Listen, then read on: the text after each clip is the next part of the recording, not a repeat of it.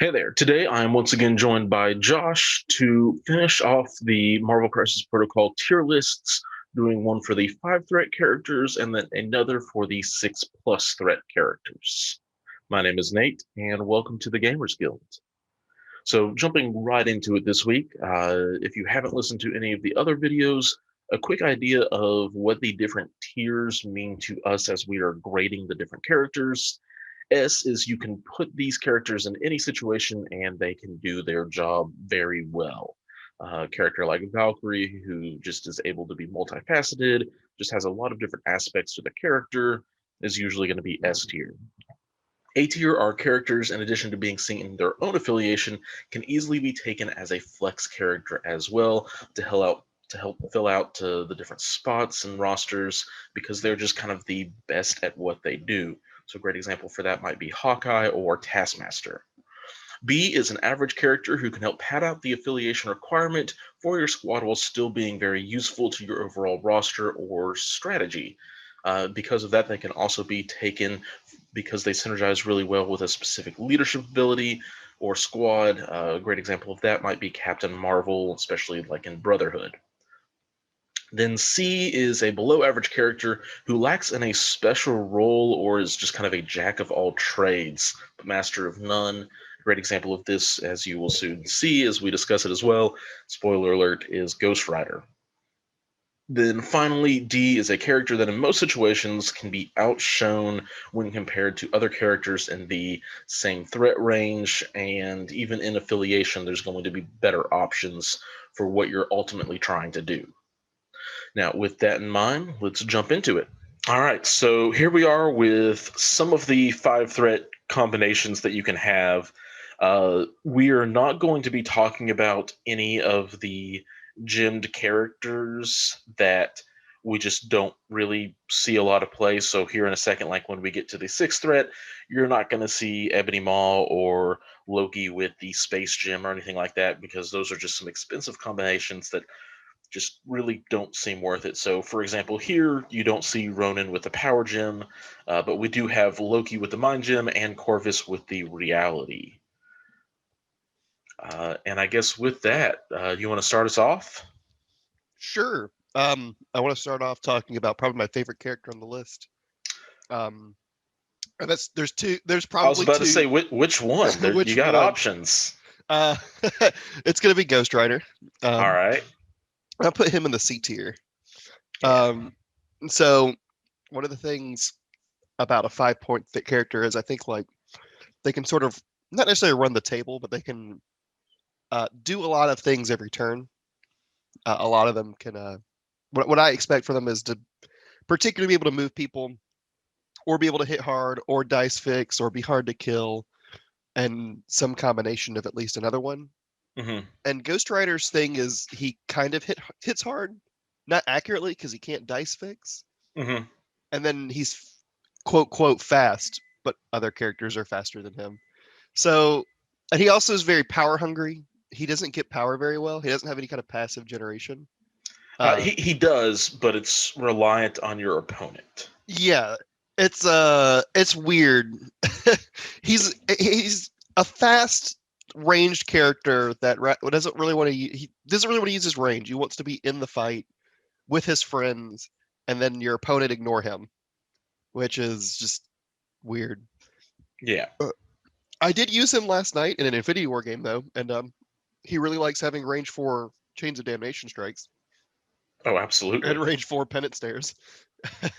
Yeah, just up the range on that beam by one for me real quick. Oh yeah. Um, And Hell on Wheels is really good if you can use it right. And I was using him in Avengers, so it was much more likely to get off. Hmm. Um, but I think, like in a competitive sense, I think you can make him work, but he's not you have to build around him, and I'm not sure you really get a whole lot back if you do. Yeah, there are 5 threat characters that you can build lists around, and we'll probably talk about that here in just a little bit. Uh, but Ghost Rider, I'm really interested because we got a little bit of a hint of Blade and some of the other Midnight Suns coming, which Ghost Rider is a part of that as well. So hopefully a new leadership ability like we've seen for so many other characters, will really just reshape what Ghost Rider's capable of doing on the board. Oh yeah, like I think Defenders isn't like an awful choice for him. I think having Doctor Strange be a high point leader hurts him since he's 5 points. If Blade's like a 3 or a 4, I think he has a home all of a sudden because it's only 8 or 9 points to get them both in, and then hopefully another cheap Midnight Sun, and then you can like mix and match really well. Yeah. He's just really expensive to be playing in the Defenders, and he doesn't belong to anyone else. Yeah, the closest next that you would run him in is Avengers because of Cap reduces some of those costs, and then also you get a natural bodyguard, which is what Ghost Rider wants to be able to use all of his abilities. So I'm going to choose Black Bolt, who is oddly enough one of my favorite recent additions to the game. He's a powerhouse of a damage dealer, man. Yeah. He's got a real nice builder energy that has Pierce on it. He has the innate rerolls on offense and defense. He's able to increase his maximum dice pool for a few power. And man, the beam attack on the backside is just disgusting. Yeah, I when I initially saw all the Inhumans, I saw like Lockjaw and Medusa and was like, okay, those two are really good, and Crystal and Black Bolt are pretty poopy, and I was not happy. And then I played against some Black Bolts and some Crystals, and I'm like, I'm an idiot. These guys are pretty crazy. And Yeah, then Inhumans. none of the 4 Inhumans we got at the same time, really none of them are bad models. Yeah, they're all really cool. Black Bolt is so like the couple times I played Black Bolt now, I have been like, all right, I need to kill Black Bolt because Black Bolt is murdering people, or he's going to murder people because he's going to do 7 die range 4 energy shots with Pierce, or Master Punches for 9 for 9 damage, and just make me miserable. Mm-hmm. But then I kill him, which isn't easy because he can get up to 6 defense dice, and he's got 5 health on the front side, so not exactly the easiest to down. And all of a sudden, he's got that same defensive tech, but 9 health, and that stupid beam 4 with 9 dice that he could pump up to 11 if he feels like it. That can stagger, stun, and destroy terrain. Yep. He just has a lot going on, and he's one of those characters that I think wants to get flipped really quickly so he can get to that whisper attack. Yep, maybe a good target for all you've got. Oh, good. Yeah, good. All you've got target. Just let him have a pop off turn, and then he wakes up and is just ready to go. Yeah, he has really surprised me, and honestly, I wouldn't be surprised if Inhumans get a little bit more love and there's a little bit more talk about him. I would not be upset if he like increased. This is just like B to me is where I think he is now. Mm-hmm. I could see him people learning some new tech with him, and like him either growing or just becoming a more well-known option at least. I think he's just kind of underrated right now for a lot of people. Yeah, his leadership is definitely not one of the best in the game. It's definitely also not one of the worst, but it is kind of limited because it's only within range 3. But you are able to target the same character, but at the same time, it's not actually power gaining; it's just power transferring. So there are some downsides, but also like it's still definitely not the worst. It still can be absolute value town, especially when you have a character like Enchantress or Vision in there. So I think his leadership is also very middling. But when you have a team full of excellent characters there as well, like who cares if like that middling leadership works out just fine? Yeah, I think that all of the characters are pretty good winners. I think the lowest rated was Crystal, and I still think Crystal's okay, especially in her own affiliation.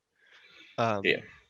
And oh no, one of 4 characters isn't the best when you have Medusa, Lockjaw, and Black Bolt.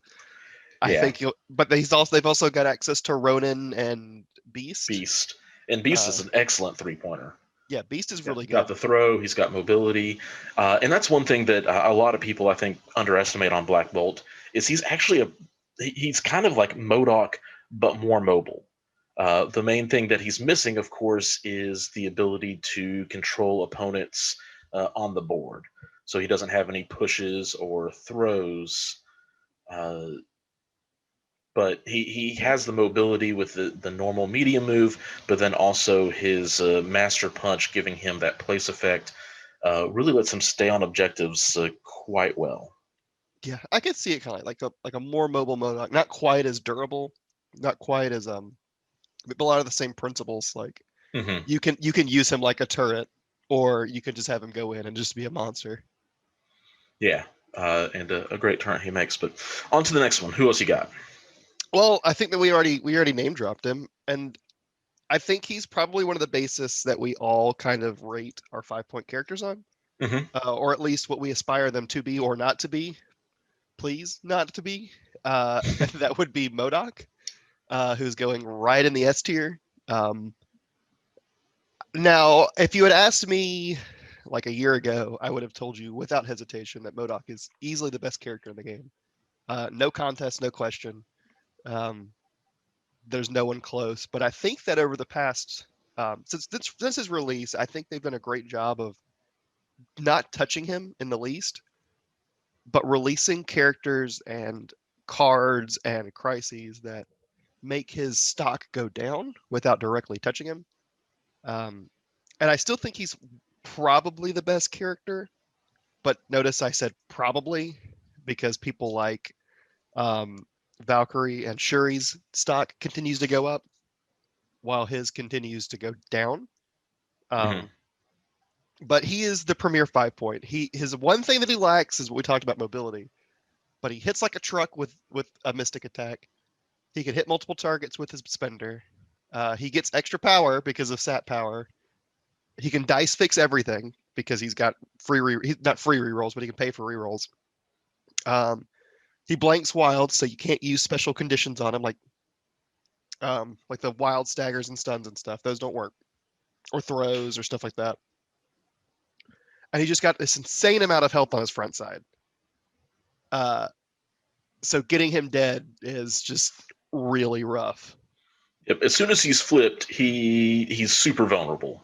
But until that point, the negating the blanks, both the effects but also the damage output is huge. And I also want to comment on myself real quick. Totally misspoke. Black Bolt does have a single throw, and it's if his Master Punch deals damage, he can throw a size 4 character short, Oh, uh, that's true. which is good and notable, especially if like he gets pushed off a point, he Master Punches back onto the point, then throws somebody off. Super valuable, but it requires damage. It requires an action, and some of the other characters above will have more answers than that. Yeah, particularly MODOK. MODOK has the titular bow to the will of MODOK, Hmm. um, which a lot of people refer to any effect like that, which is just moving an opponent's character with an advance as a bow effect. So like Mind Gem and Enchantress, a lot of people just call that a bow Hmm. because it's so popular on MODOK. It doesn't damage. You can put them in weirder angles in a push or a throw. Like it's all good. Like there's almost nothing bad to say about MODOK other than he's slow, but you can Hmm. mitigate that. Yep. Characters like Lockjaw, characters like Red Skull being in affiliation no less, uh, Mhm. able to help with that. And then the other affiliation he's in with Criminal Syndicate kind of rewards him for his immobility, making him like that center point. Like, hey, I'm on this point. Deal with it. Spoiler alert, you probably can't. I don't know. You got the occasional Gwen and Shuri out there, but with good True, true. positioning. And MODOK is a character who you can put on the board and be successful with, but more experience with him, more so than other characters, is going to reward you more once you learn positioning and other things. Oh yeah, he's definitely not like hand this to a new player and expect them to figure it out kind of Yeah. character. He definitely takes a little bit of time to kind of get the mechanics. Like you have to be really focused on your win condition and your end game to be able to like really have him pay off. But once you're kind of getting there, uh, he just he does so much. He's so much more than a 5-point character in the right hands.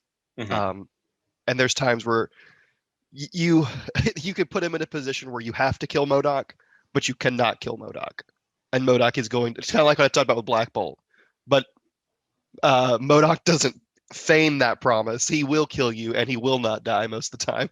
Yeah. So let's talk about somebody who is a little bit easier to just put on the table and have success with, and I think that's Thor. Yes. Thor, there's probably an argument to put him up into the S tier, but as it stands, I think A is a perfectly happy place for him to be. And man, he is Beatstick, the character who just happens to have some fantastic secure control as well, because his strike has a wild throw a size 4 character. Yep. He's got a lot going on good turn. Like, I think Thor is like a coin flip kind of character for if you play him right, or wrong, whatever you want to look at it. You can just move him up and he can just throw people off points and you get value, or you can for Asgard in, try to get the wild to throw them into someone else, get the stagger, hit someone else, get the wild, throw them into someone else, throw up at someone else with his ability, and just do a bunch of damage to a bunch of people, or use his area attack if you're really feeling spicy. Or he can go in and he can just whiff, and then you're stuck there having spent all his power. Like, oh no, Thor's just there. Yep.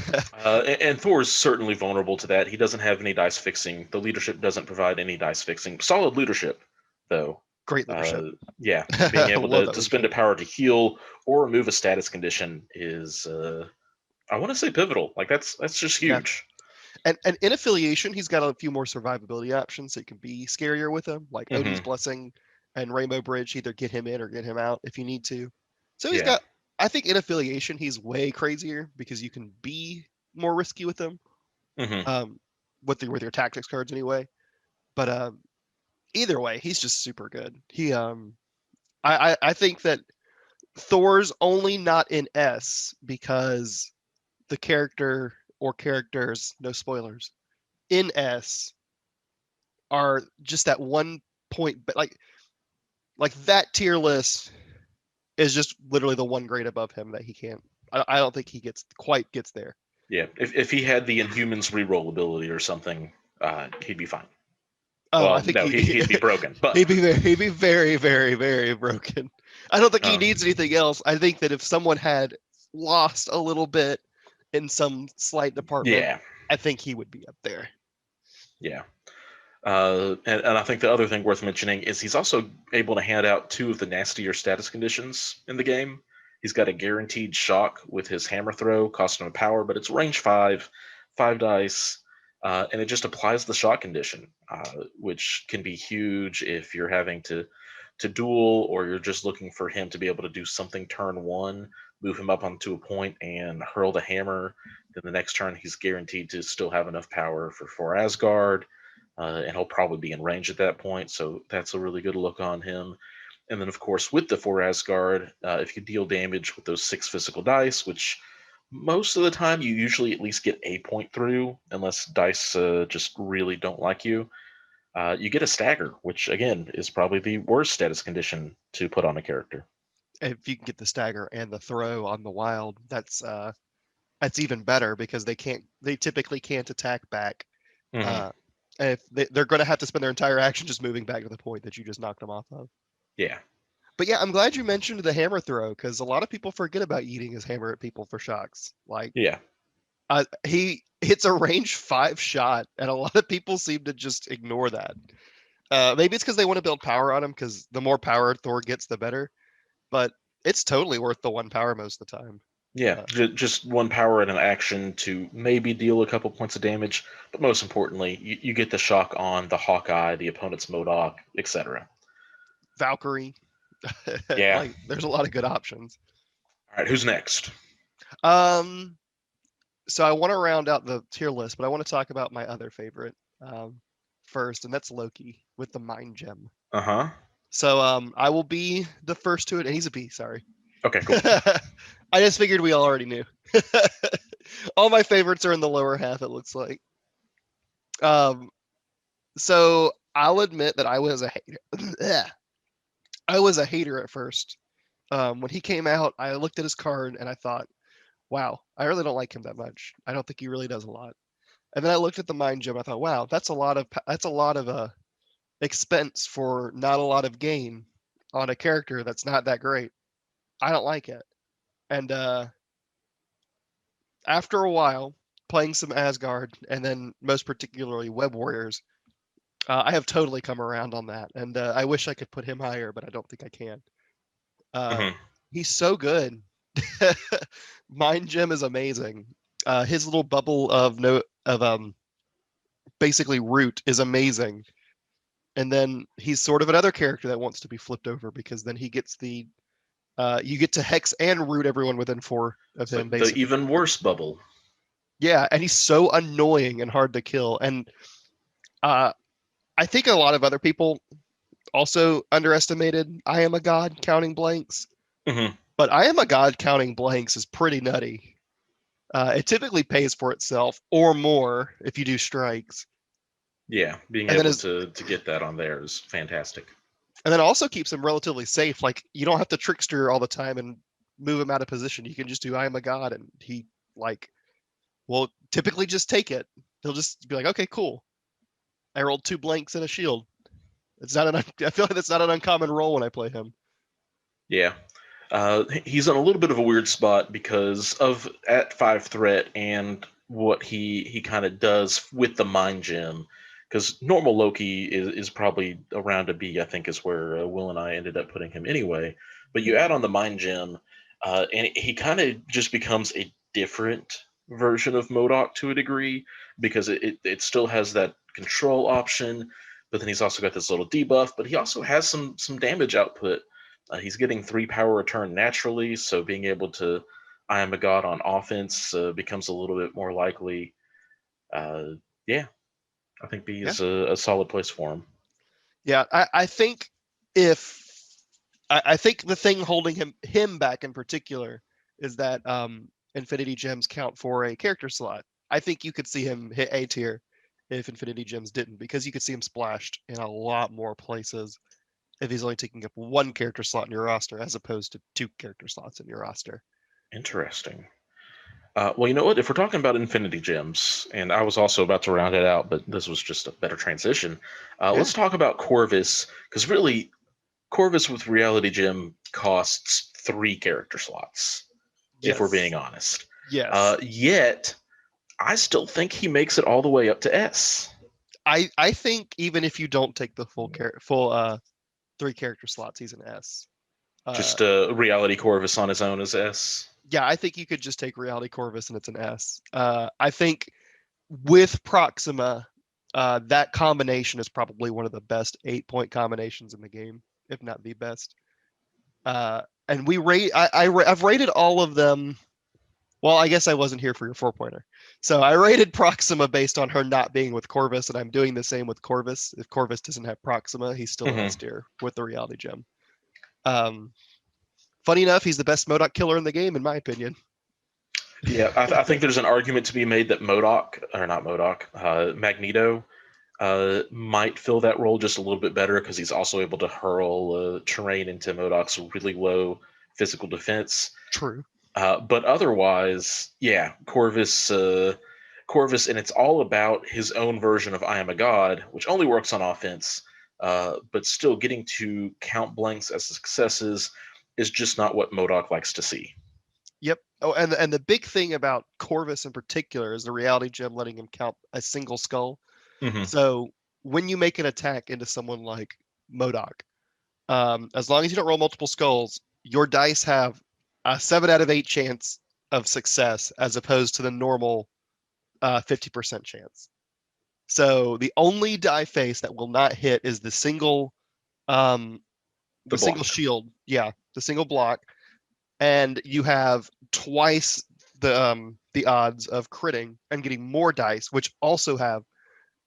I guess this if you roll the skull on the first one, the rest of them are 3/4 chance, but it's still better than most characters in the game.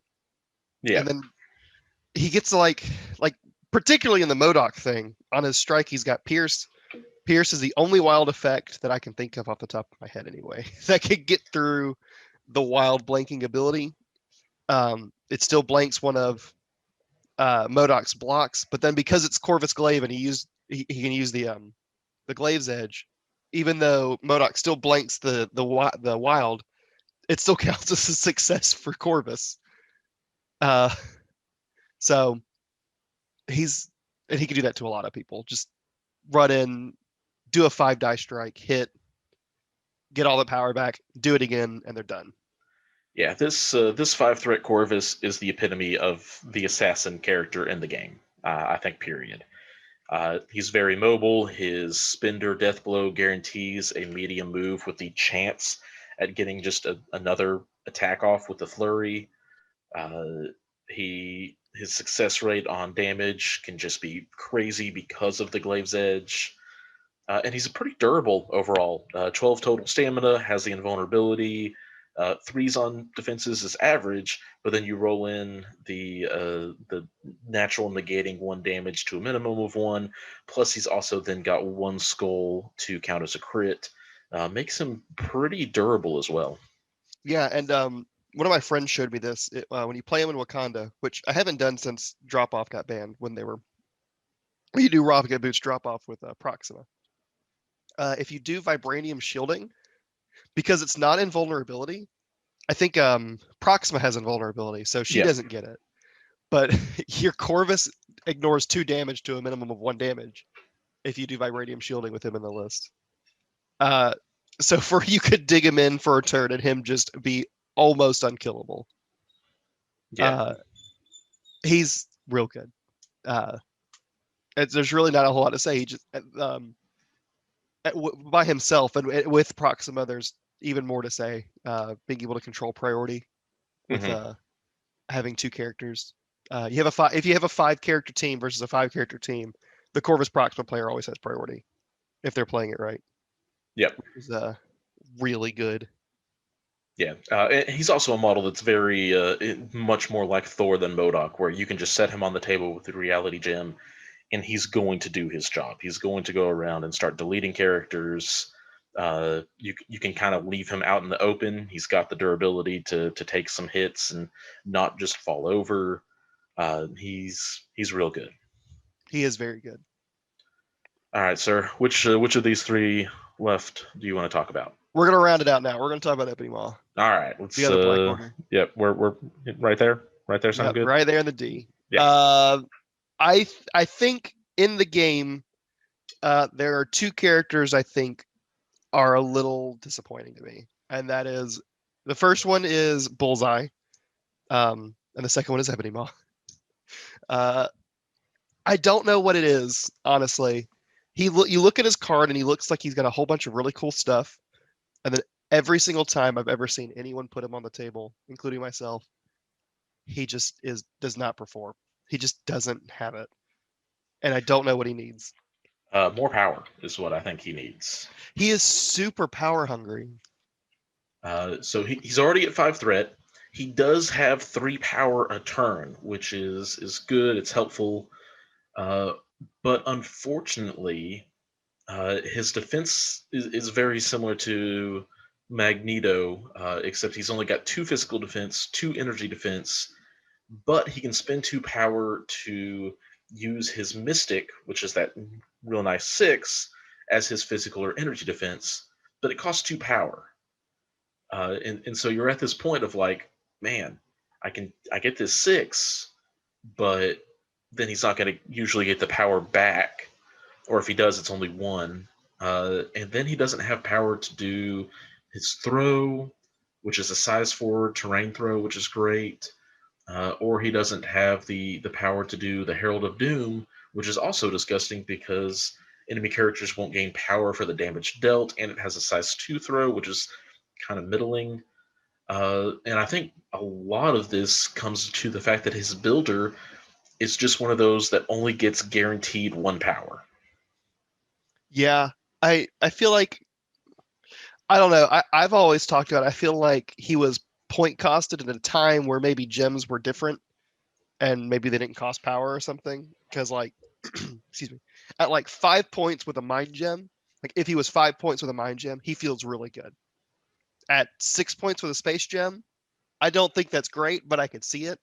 Well, he'd be 7 points with the mind gem, 6 points with, or 6 points with the mind, seven with the space. Well, I'm saying like If that I was if how it that worked. in my magical Christmas land, I think that I feel like that's what it felt like at first, and then somehow he either got bumped up to 5 points or the gems got point costed or something, and then like they just forgot to rearrange him, and now he's a 5 coster that can't take any gems because then he's too expensive. Yeah. He just he needs some help. Yeah. His tactic card is really cool, but not hmm cool enough, honestly. Like, it's a cool trick. It's a lot of fun to use, and there's definitely some viability to doing the Black Order without Thanos, in which case Ebony Maw becomes a little bit more affordable. But the things that really just come down to for me for Ebony Maw is his lack of power generation, and he can get power by taking damage. But on his injured side, he only has 4 stamina, and on his front side he only has 7. So that's a total of 11 stamina with really bad defenses.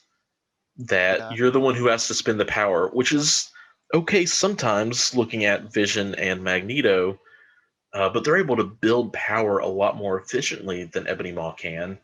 And Ebony Maw, unless he takes the Mind Gem, in which case he becomes the most fragile 6 threat character I can ever imagine, he doesn't have a way to interact with other characters outside of his Black Tongue, range 4, 5 dice attack, and then you need a wild with no yeah. dice fixing on any of it. Which if all of this was on a 4 point body, I think we've got something going for us. Yeah, I probably too good. Maybe lose the extra. Maybe just get 2 power return on a critical psychic potential. So he's getting 2 power guaranteed a turn.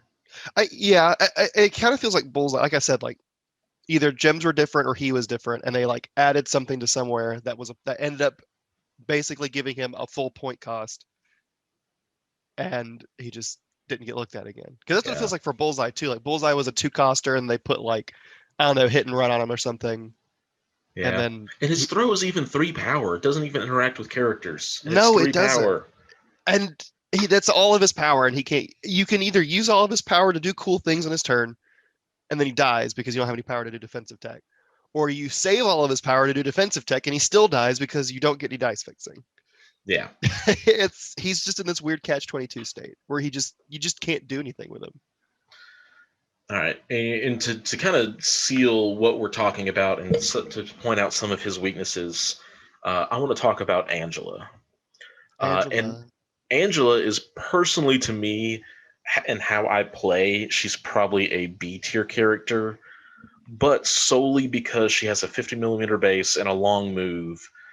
She gets bumped up to A because in a more competitive scene, she's able to get to a center line, grab a middle extract objective, and then do something else.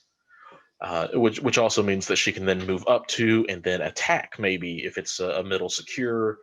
Gives her a lot of versatility that we just haven't seen otherwise in the game. If it wasn't for that, I think she's B tier. I can agree with that. Yeah, if she was like on a small base, I think she loses a lot of what makes her special. She'd still be good, but and she's kind of similar to the Thor to me, other than the fact that she doesn't move people because she's got a 6 die builder. Um, she has a size 4 throw, but hers is 2 cost, which is kind of crazy. It's only Yeah, for it terrain. doesn't. It's still only terrain, but it's still size 4. You're throwing it medium instead of long, and she has a pickup range of 2 instead of 3. But like, it's still a size 4 throw. Yeah, and one thing I always forget, her and Medusa do this. Her living ribbons, like stopping people from re-rolling attack rolls into her, makes her a lot more durable hmm than she looks on her face because she can still modify her defensive tech unless she's fighting someone that says no. But a lot of people will rely on getting uh, re-rolls or modifying dice in some way, like Warrior of Legends, stuff like that, to hmm get like really big spikes, which you kind of need to kill her. And she just says, no, none of that. You're just whatever you roll is what you roll, and if it's bad, it's bad. Yep. Uh, So And the thing that keeps her down at B for me, if it wasn't for her extreme objective play, just because of her movement, is the combination of her lack of ability to modify her own dice, and the so she just really doesn't have a ton of damage output. She can't bust a tank style character. She's great at killing the those 3 threat characters that are littered throughout the board that have 5 stamina and 3s across on their defenses. But she really just can't push damage through, and she doesn't have a way to then move people off of objectives. Yeah, which I think, being that she's on the large base or the medium base, that's totally. I think if she had that, she'd be absolutely nuts. So, Mm-hmm. They probably have to tone down her mobility, because her mobility and her durability are the 2 main appealing aspects of her to me. Yeah. And I would like to comment, like, I think so. Talking about her damage output, I think a big part of that is when you look at a lot of characters, their spenders are like their big damage plays, where she's one of the few. I think her normal attack is better than her spender. Her spender's kind of poor, and I think that really hurts her a lot.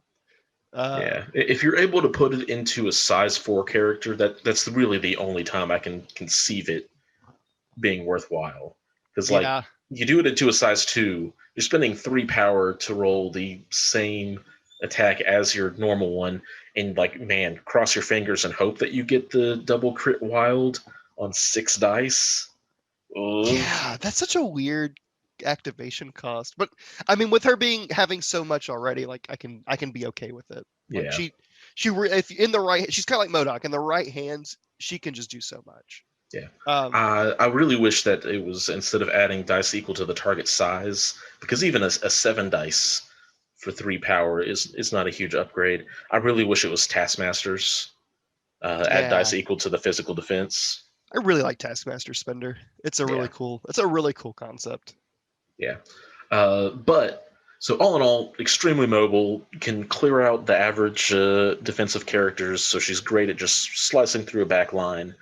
But really, it's also her extreme objective play if you're being a little bit more of a tuned, optimized player.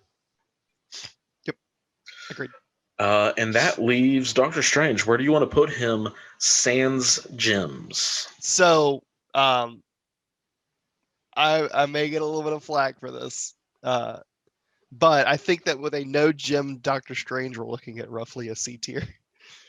Oof. So let me explain. So one of the things that makes Doctor Strange really good with the gem is his passive power generation. So naturally he only gets 1. With a soul gem, he gets 2. So he can do pentagrams plays any day of the week he wants to, as long as he's not poisoned or stunned or whatever. So he gets to just do his pentagrams plays and be happy about it. Then he also gets more passive power generation. On this side, without any gems, he doesn't get any of that. He only relies on when he rolls shields, which is a 1 in 8 chance. When he does damage, which isn't okay, which is okay. He's got a range 4 builder that with a full reroll. That's pretty cool. And when he takes damage, but he has so many things he wants to spend power on. He wants to buff his teammates' defenses. He wants to heal his teammates. Occasionally, he wants to spend power to give people staggers or activation tokens. Like, he's fairly power hungry, and on this version of Strange, just doesn't have the power to get it all done.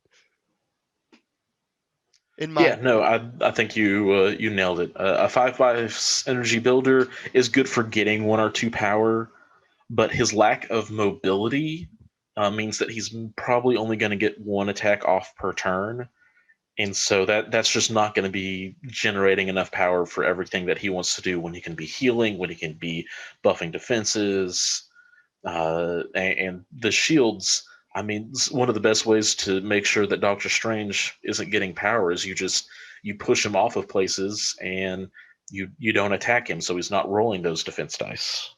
Yeah. And the reason I would put him over Ebony Maw, they have similar issues, right? So, Mm-hmm. like, both of them have power generation issues. The reason I like Doctor Strange more is I think his attacks are a little bit more consistent and a little bit more impactful, and you have less of that. like analysis paralysis on whether or not to use his abilities. You kind of have this: do I want to put a stagger or activation token? If no, do I want to heal anybody? If no, save it for buffing defenses. Hmm. And that's all you do. Like And he also has some natural dice modification. Granted, it's an all or nothing thing, but it also doesn't really hurt because he's able to re-roll those skulls. Yep. There's very few times I've seen where like you really stare at your dice and go, "Do I want to re-roll these?" It's typically, "Wow, I rolled 4 blanks and a skull. Yeah, I'll re-roll that attack." Yeah. And it's also kind of cool if you do something like, "Hey, I rolled 2 crits and nothing else, so now I have 7 dice to fully re-roll," and that typically averages out a little bit higher than just 2 crits. Than just 2 crits. Yeah. So you're able to usually do some dice math, and sometimes you've already seen your opponent's dice, whether on attacking or defense, and you know what they're going to get because not everybody has modification themselves. And it's like, oh man, I really need to deal that 2 points of damage instead of just one. I'm going to re-roll this. Or, oh, well, Doctor Strange is going to die if I keep this roll. I'm going to re-roll this. Like, it's a very yes, no, pretty obvious most of the time. But he is still lacking in several ways. But I think this is a pretty solid 5 threat list. I don't think there's any last second changes I would make here. Uh, yeah. Yeah, I think it seems good. Uh, there's not a lot of 5 threats, so there's not a lot to compare to. And I think this list can change pretty drastically with the Hmm. like 5 threats are a weird point value. Um, like a good affiliation, 'cause that's kind of the thing is it's hard to move them out of affiliation. If you get a good affiliation, they can bump up. Um, if you get the right combination of characters or cards, they can bump up or bump down. Like I said, MODOK hasn't been touched. Like they haven't done any errata or anything to MODOK, but his stock has gone down, and I Yep. wouldn't be surprised if it Even like just the restricted list, I think has been a semi nerfing to him, yeah taking away all of his healing resources and the field dressing and stuff like that, making him. If you want to build your list around MODOK, which is kind of what you're doing if you bring him, uh, is becoming more taxing. yep uh, yeah I think that this is probably one of the most volatile tier lists you'll see. Yeah. Uh, it could change with very few, with much less input than the others. Yeah. One last note before we move on to the sixth threat, because this is a very short video. The sixth threat is even a shorter list, so we'll just combine them both. Doctor Strange leadership ability is one of my favorites in the game. It's a status condition. It's being able to target weaker defense things. It's really fun, and it's still, even with that in mind, I think without any additional power support, he stays at sea. I think that's another one of the things that keeps him above Ebony Maw. Maw, Yeah. because you at least have to see him in all the defenders lists. Yep. All right. And with that, let's jump over to our sixes. And there's only five. We're not talking about Space Gem Loki or Time Gem Corvus because those are just not the optimal builds. You can still do it. They're still fun. But man, sixth threat for what was originally a 4 threat character feels bad. Yeah. You know what? I'm going to be bold. I think the only character that you should even consider taking one of the 2 threat gems is Thanos because he wipes away the power cost. Yep. I think it's only one of those 2 threat gems as well. Probably. I think there could be some sort of fun combo, but that's for another point in time. And speaking of Thanos, something we're going to do is we're first going to rate Thanos sans gems, just as a 6th threat with his other peers at this threat level. And then we will also come back and do, hey, if we use different combinations of gems, kind of where does he land? But I want to start with the guy we just left off with, and that's Doctor Strange. And I think with the Soul Gem in particular, I think he bumps himself up to A, which is kind of crazy. Yeah, I totally agree with that. I think like we talked about, all he needed was a good power generation, and with the Soul Gem, he gets all the power generation he wants. Yep. Um, he is super survive, all the good things you can do, super survivable, pretty decent ranged attack, some good control. All that is so much better when you can actually do all the things you want to in one turn because your opponent's giving you free power. Yeah, so obviously you get the one extra natural power generation from the gem itself, but then also just being able to, whenever somebody uses a superpower, and superpowers are kind of the value engine in this game. They're what makes certain characters better than others most of the time. So your opponent is more than likely going to be using superpowers rather often, and you're just getting value off of that. It's kind of the reverse of Loki's tax bubble, where instead of your opponent being taxed, you're just getting rewarded whenever they do that. Yep. And then, like I said, with the passive extra jet power that he gets from the gem, he starts being able to do his portals plays anytime he wants to. And portals is a big part of defenders, I think. However you use it, it's a very, very powerful card in the right hands, and being able to threaten that anytime from turn one, as long as Doctor Strange isn't dead, is I think a key part of playing a good defender's game. Yeah. All right, who's next? We only got 4 left. See, a lot of people are probably gonna think what my choices are spicy. I'm gonna start with Hulk. I think it's probably the least spicy opinion I'm gonna have today. It's gonna be, I'm gonna put him in C tier. Yeah. A lot of people poo-poo Hulk, and I think it's because he's not the wrecking ball people wanted him to be. He's a finesse piece.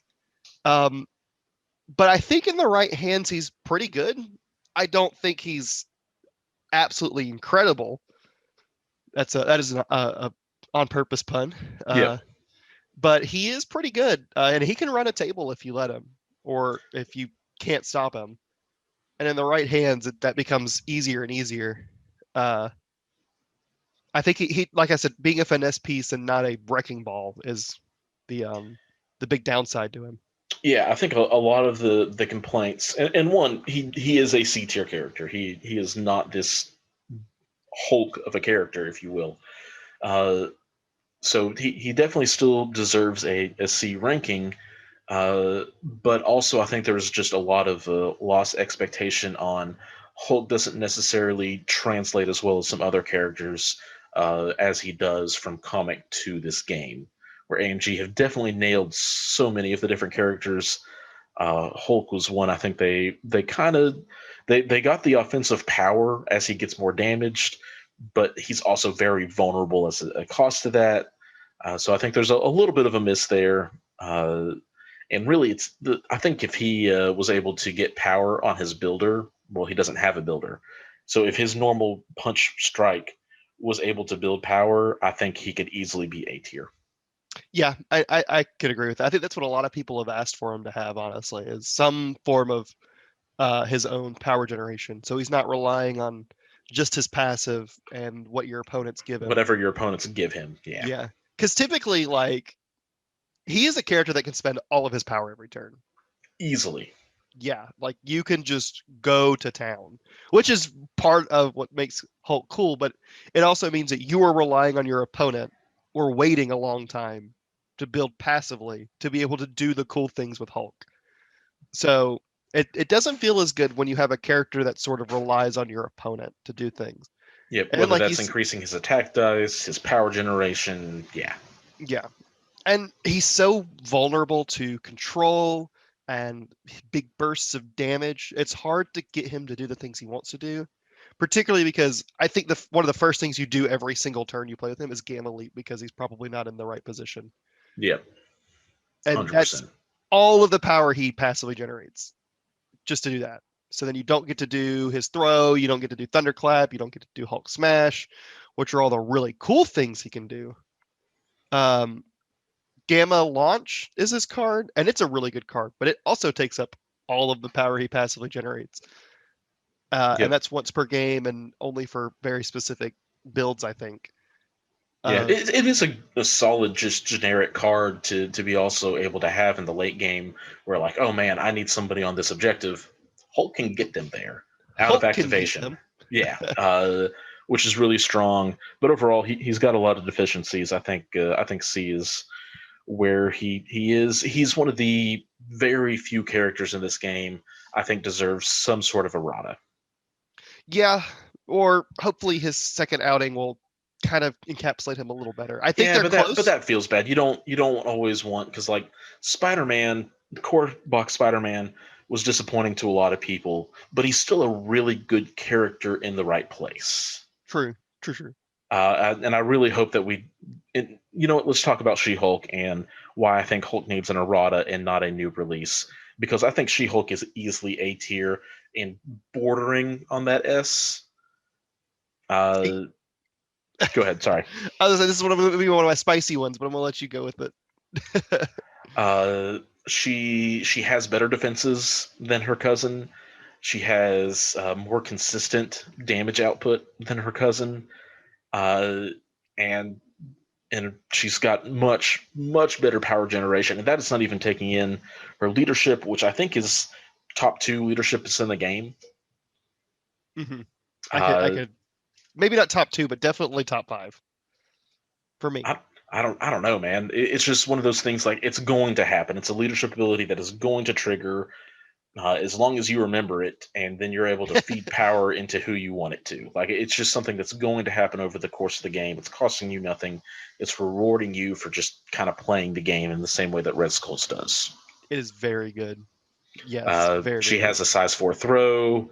All of her attacks are worth using, which is not always the case on characters. There's sometimes one attack that just isn't worth bringing to the table. All of hers do work. She's able to increase the dice pool on all of her attacks. And she can bodyguard and has aggressive. So it's just it's like they made Hulk 2.0, which is why I think Hulk needs to be similar but different. He just needs, if he had more power generation, he becomes a very different kind of Hulk character. But I think would be on that same level, because I think right now the only time you take Hulk over She-Hulk is on the objective he came with at 15 threat. Yeah, I can see that.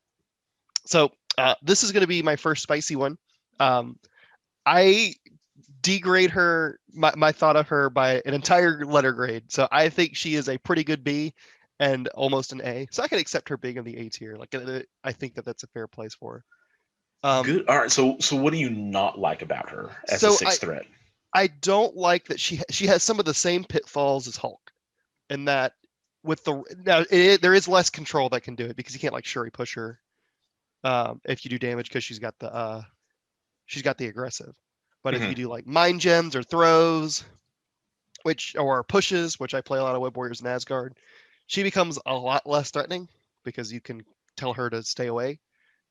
Well, isn't that the case with every character that gets thrown or mind gemmed?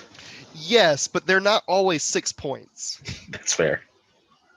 Which I think is her biggest weakness, honestly. Like, and then she's also susceptible to big bursts of damage. Not as susceptible, because she has one more defense dice at least on everything. I think it is. One more on physical, 2 more on energy, maybe 1 more on mystic. I don't remember off the top of my head. It's the same on mystic. It's because it's a 3 on both. Cool. So, and then you also don't want to hit her because of a lot of the stuff, so she ends up not getting hit as badly. And I do think she is much better than Hulk. But I think that she still has some of the same weaknesses as Hulk. Just she kind of shores them up a little bit more. And I do think like she's got one of the best affiliation bonuses in the game. But I also think at the same time, a 6 cost leader is very hard, and it can really limit what you can take in your list, especially when you're playing into matchups like Web Warriors or Asgard, where they can mitigate that 6-point character, but you still want her affiliation bonus. So she ends up being kind of like a 6-point sink for you. Hey, Josh. Yes. You know that card that was banned, the drop off? That's real good. So good that it was banned. So good that it was banned. Yeah. Yeah. She-Hulk kind of has her own personal drop off. Yes, she has special delivery, and it's fantastic. And I think For me, it would bump her down a whole nother letter grade if she didn't have that card. You would put her next to Hulk if she didn't have special delivery. Is that what you just said? Maybe. How early were you drinking, Josh? I don't drink. What are you? I did just wake up though. You did catch me waking up. But no, I definitely think they're probably not that extreme. but I do put that in mind when I do think about her. But that does require at least a 3-point character to come with her, or rocket boots if you want to put it on anybody. And then I think the best one to do it with is Angela, because she's long mover, flying, and she's got the biggest base, so she's the most distance. Mhm. That's 11 points for 2 characters. And there's not a whole lot of room for other people. And even with Wasp or Crystal, that's 9 points for 2. You don't even have your affiliation core yet. But if you're going to be bringing a force, it is not that difficult to slide in a Captain Marvel, a Crystal, a Wasp. Angela is kind of more on the extreme side. I don't necessarily always bring the both of them, but I think because regardless, you're going to be spending probably 12 points in affiliation with a force. 11 is the cheapest you could get I think right now, if you don't want to do Yeah. rocket boots and you want to do drop off. Yeah. Because you could just do She-Hulk, rocket boots Black Widow, and Okoye. Yeah. But you're not going to do that. Don't play a force that way. Just don't do that. You got better options. I think part of my gripe is that she works way better with a team than she does solo. And I'm looking at characters that are doing things by themselves. Well, I mean, Doctor Strange is very much in that same boat, right? Because he's very much about helping his allies. But I think being able to put an activation token on someone is almost an A tier by itself. Okay. Personally. But like I said, I don't think I think I am very comfortable with her being in the A tier. Okay. It doesn't bother me that she's in the A tier. So A- for you, A+ for me. Yeah, I think that's probably a good place to put her for me. Right. Because like I said, other than the some of the same pitfalls as Hulk gripe, but better. I don't have a lot to gripe about her. She's just very solid and does a lot of really good things. But I'm gonna get flamed by people I know for saying that. All right. Well, we've only got 3 left. Which of these 6 threat giants do you want? I want to do Thanos because maybe I won't get yelled at for Thanos. I'm gonna put him in C tier without any gems. I think you're 100% correct. Sans gems, Thanos is just losing out on one of his superpowers, one of his better superpowers, honestly, which is the able to take multiple gems. His gems don't cost him power. Please just throw the mind gem on him, if nothing else. Or the power gem, one of the two. Jeez, any gem. Yeah, he's just so power hungry. And he really wants to be able to do all of his stuff from turn 1 to be able to start building his power passively with his strikes. A 6-die strike is really good for building power, turns out. But not being able to get that the cosmic portal or the what is it, Death's Decree off from the start really puts him just at this huge detriment compared to all the other 6 points. He really doesn't do anything at that point. He's just big and beefy and hard to kill. Yep. He has, on his front side, he doesn't have extreme mobility issues because he does have the cosmic portal. He's able to move medium on the 50mm base, so his movement is on its own fine, similar to She-Hulk. And I guess let's just go ahead and let's talk about him with gems. What are the combination of single, double? What gems can he take? And I think once we I'll just go ahead and throw him. I think he's A tier once you begin to put gems on him in the correct ways. Yep, I can definitely agree with that. I think for me the 3 best to put on him are mind, reality, and time.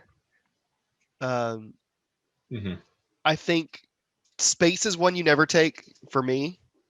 And then power and soul are based on your own personal preference. Like I think you can take them if you want to make them a battery. It depends on what kind of battery and where you want it to stand most of the time. Yeah. But mind gives him so much control for free.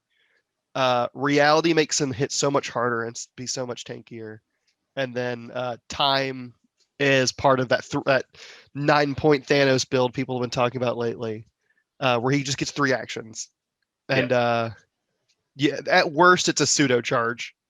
At best, you have people around you on a point, and you just bash people's heads in 3 times with his 6 die strike. Yeah, I mean he's got the Thor strike already, so that's already we know is powerful.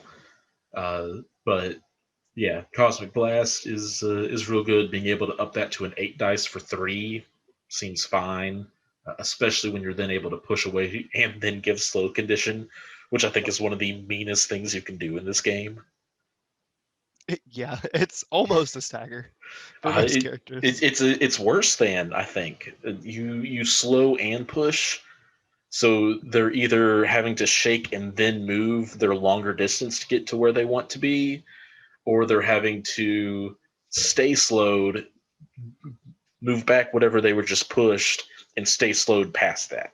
I don't remember who I did this to, but I definitely remember striking someone, throwing them, cosmic blasting them, pushing them, and then keeping them just in range to cosmic portal them 2 more away. Like, I'm sorry, I don't want you anywhere close to Thanos. Goodbye. Yeah, I'm gonna put you in the next this universe. is that's as close to the Shadow Realm as we can get here. Mind crush. Yeah. Being of measurable power, just letting him ignore 1 damage with a big old period is fantastic.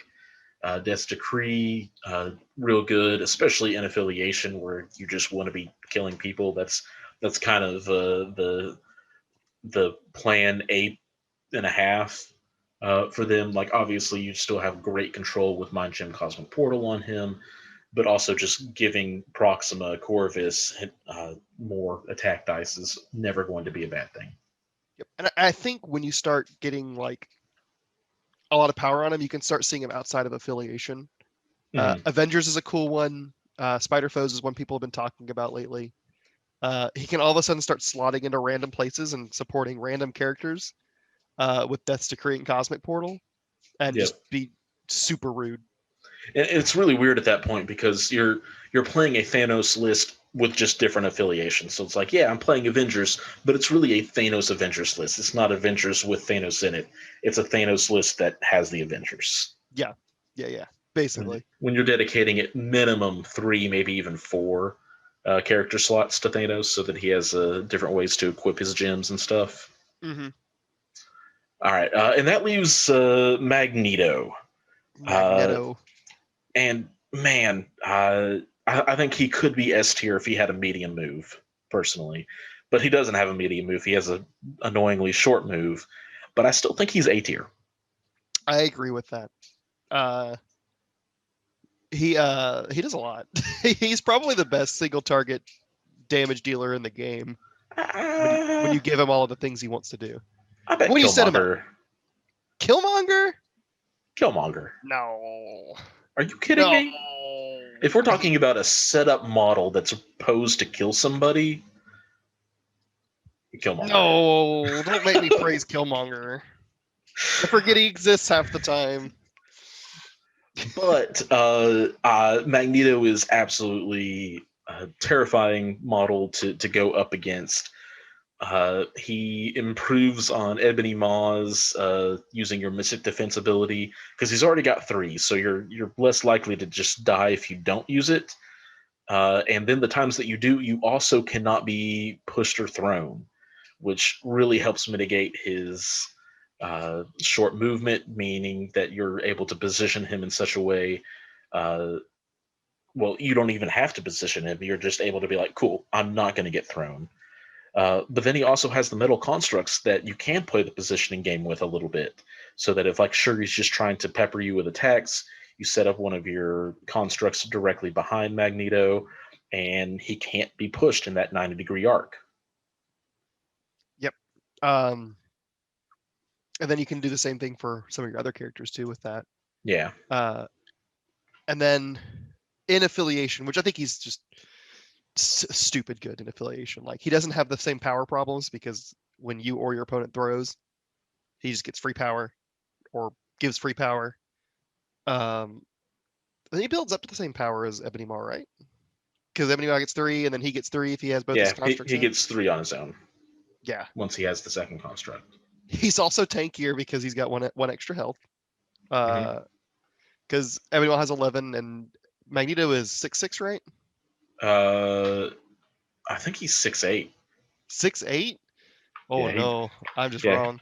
yeah. He is he's a beefy boy. Oh, he is 6'8". He's a big boy. Yeah, so Uh, he's super durable, much more offensive, gains a lot more power.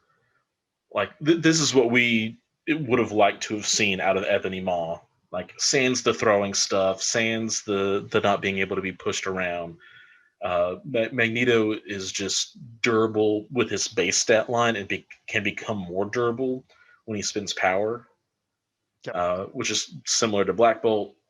He's able to throw as many things as his power allotment will allow, which can be ridiculous because you're able to, like, oh man, I start the turn with 8 power. I'm going to throw a couple of size 3 things and then use my reverse polarity to just shred through a model or two, get more power. Goodness. Yeah, and I think I don't think I've ever seen anyone use it, but Shrapnel Blast is actually pretty good if you can get it to work correctly. Yeah. His area 2 attack that you can put on a construct rather than him. Yeah. In either way, it's really nice. But probably the best part of that attack, because like if you're just looking to deal damage, you're gonna reverse polarity and then throw stuff. Yeah. You'll probably get more damage to multiple characters that way. The real appeal of Shrapnel Blast is being able to guarantee stun multiple characters. It's stun and it's a little bit more range too. Because Yeah, you can reach out and you can reach out and hit someone a little bit further than normal. yeah. Uh, Doesn't let you suddenly hit stealth targets that are further away than no, range 3, which could have been cool and sneaky, and I wish he could, but I've asked. You can't. It's sad. yeah. It's on the one hand, it's like if I'm playing stealth, that's fair, but when you're playing with Magneto, you're like, oh, that's not fair. Absolutely. His leadership, it's not top 2 or anything crazy, but I do think it's top 5. Just being able to passively hand out power like an advanced R&D uh, when either you or your opponent interacts with terrain. Yep, and I think it's not an uncommon first turn to like move up a character like Valkyrie from out of affiliation, throw a car into something else that's a size 2, Mm-hmm. and just dish 4 power out to people. Yeah. Uh, there's a lot, and like you said, your opponent has to think twice about whether or not they want to throw because they might be giving you free power if you're playing Magneto. Oh, there's no might. They are. But yeah, no. Magneto is certainly just an absolute powerhouse. His one weakness is that short move, and there are now more tactic cards in the game than when we first began that helps mitigate that a lot. Things like climbing gear, things like extreme conditioning, and man, he's only getting more support as more Brotherhood characters come into the game. Could you imagine him in a world with drop off? Yes, I could, I and don't want I to. miss that world. My my brain doesn't want to think about it. It's just mentally blocking me from thinking about him on But yeah, a you being thought carried by one. She-Hulk was bad, dropped off. Wait till you see Magneto. Yeah. No. I'm good. Wait a That sounds like second, a nightmare. you gave Quicksilver rocket boots? Or just Crystal or Angela or Wasp or someone. Yeah. No, I'm good. I'm good. uh, so yes, Magneto, I think deserves A tier, and I think the sixth thread is a little bit weird because all 4 of these A tier characters may not necessarily make it under that normal A tier definition of being able to be in other spots. But because these are all leaders and they all have really good leadership abilities, I think that keeps them in A rather than dropping to B. Thanos is kind of a unique individual there because of all the gems he's able to do. His leadership is there. It's not necessarily why you bring Black Order, though. Yeah, but and like, no, he's not an A tier 6 threat, but we're not going to do a tier list for 7, 8, and 9 and 10 threat and just have only Thanos there. Yeah. Once again, Doctor Strange with the time gem. Just take the soul. Just take the soul. Just take the soul. All right, guys. But that is it for the tier list. So this again is all of the 6+ Thanos without the gems down here. A little bit more sad. Thanos with the gems, a lot happier. And then the 5s were really well spread out and balanced, I dare say. And that covers all of the 5-threat and 6-threat plus characters that I think are worth really talking about. If you really are disappointed with us for not talking about all the different gem possibilities on all the different characters, I apologize, but these episodes are already long enough as they are, I feel like. As always, though, I want to say thank you to Tritex Games for being a sponsor of the Gamers Guild. You can go to their website and use their special code TritexGGCP5 at checkout. It'll get you an extra 5% off of all of your MCP purchases.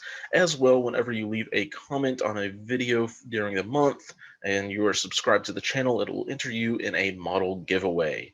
Right now, with all the delays and stuff, we're not really sure what models are going to be available, but we will get you something. As well, though, I want to thank all of the supporters from the Guild Hall. The continued support is super huge, and what I'm able to do with that, in increasing the terrain, channel bits, maybe another new camera here soon to start doing some other cool stuff. If you are looking for ways to support the channel, use that code at Tritex or look at the Patreon page. We've got all sorts of options. For some, I'm even able to send tokens to on a monthly basis or bi-monthly basis. But thank you all for watching, and until next time, keep on gaming.